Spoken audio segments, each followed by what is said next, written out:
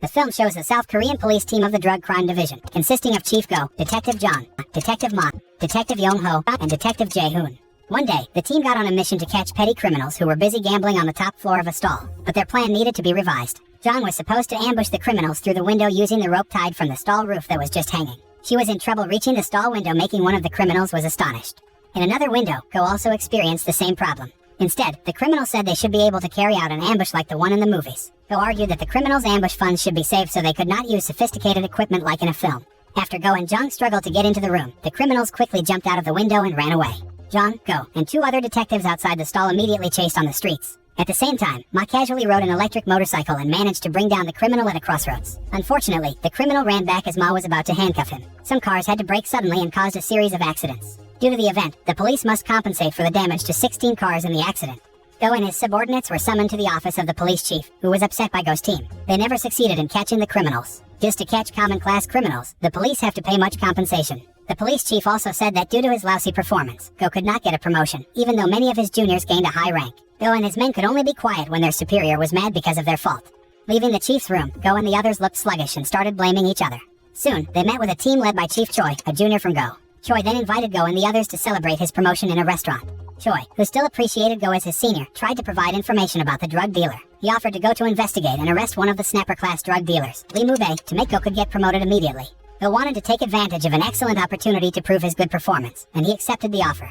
His team started a stakeout in the area near Mubei's base. They watched the area day and night in disguise as construction worker, electrician, and karate teacher. Whereas Go was assisting with the stakeout from the car, Ma was in charge of scouting from the roof of a building. That made one of the residents feel uncomfortable because she thought Ma was watching her. She then reported Ma to the police. Once the police arrived, Ma and his colleagues tried to explain what had happened to the woman. In the end, they were forced to get into a police car so that their cover would not be known by civilians. They showed the police ID to the officer who arrested them, so they were released. Due to this event, Go and his team watched Mubei from a fried chicken stall. That dining was deserted by visitors because of its sour taste and location, opposite Mubei's base. In fact, after 1 week of their stakeout, they didn't see any customers coming there except them.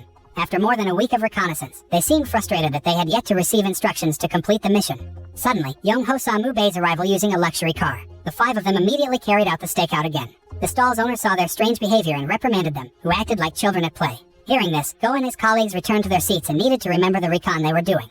When they came to their senses and looked back at the building across, Moonbei's car had left. Again, they lost track of the drug dealer. Soon, Go began to create a stakeout strategy by conducting illegal wiretapping without an official license from the police leader. Jong opposed the idea because she did not want to take risks in the event of losses because of the wiretapping reporting. It could make her pension money run out to pay fines due to demands from other parties. Even so, the other detectives seemed to agree with Go's idea, so they started looking for a way to get inside the building. Suddenly, they saw a food delivery man entering the building. They came up with the idea of posing that person on a mission to conduct an investigation. They then asked the stall owner about the delivery service provided by the stall. The stall owner said the delivery service was usually just to deliver orders from across the building. After learning that the store used to send to the building Mubei occupied, Young-ho immediately offered to become a delivery employee. Unfortunately, the stall owner explained that he would close his business tomorrow and sell the stall because his fried chicken stall was no longer profitable. The following day, Jong came to Go and claimed to be a businessman interested in buying the chicken stall as a franchise business. He wanted to open several branches of fried chicken stalls in several regions. By offering a high purchase price, Go finally agreed to sell the store as a franchise. Several branches of fried chicken stalls began to open. As it turns out, Jong used the fried chicken branch stall to make it easier for his group to carry out various drug transactions.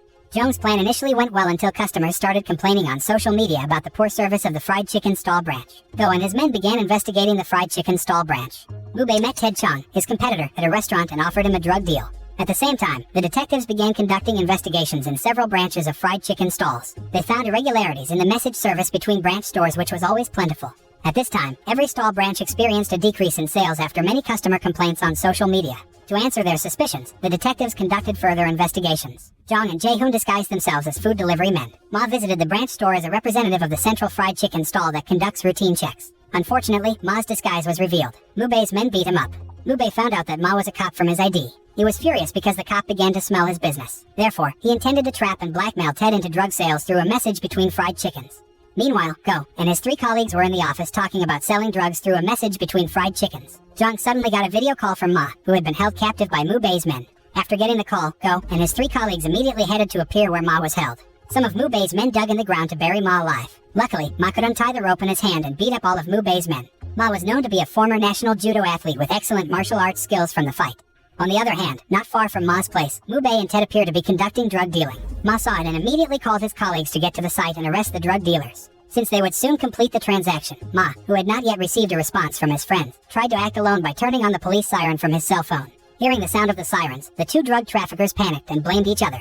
Mubei took advantage of this to quickly take Ted's money without handing him the illegal drugs. While the fight was going on, John, who had reached there with the others, finally picked up Ma's call.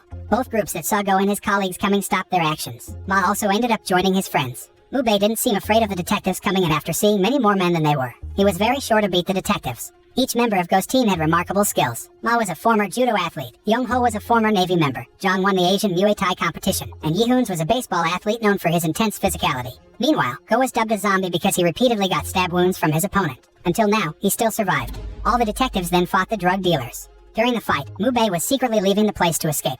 When Mubei was heading for the ship on the dock, Go, who saw it, immediately chased him. Shortly after, Mubei started the ship's engine and left the port. Mubei now considered himself safe, but suddenly he was shocked by Go, who had secretly boarded the ship. Both of them started to fight. With his martial skills, Go finally defeated Mubei. Sometime later, the backup police came to the docks. They were surprised to see all the members of the drug dealer had been tied up in a battered state after a fight with the 5 detectives. The last scene shows an award ceremony for Go and his 4 associates for their success in arresting 2 drug traffickers of the Snapper class at once. The top police chief removed the sentence they had previously received. The 5 detectives got promoted. On the other hand, Go's superiors seemed proud of the success of his men.